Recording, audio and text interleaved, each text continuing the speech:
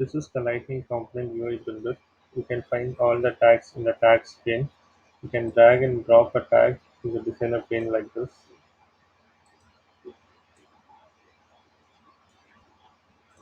You can even filter tags.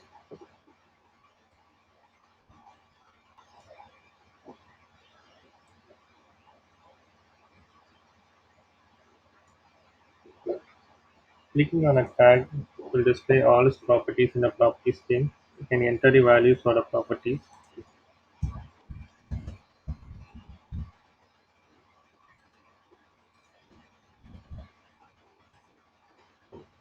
The source code tab contains the generated source code. You can even refresh the source code. Clicking on the bin icon will delete the tag from the designer, and you can use the drag icon to drag and drop the tags. The URL for the website is provided in the description. Please use it. Thank you.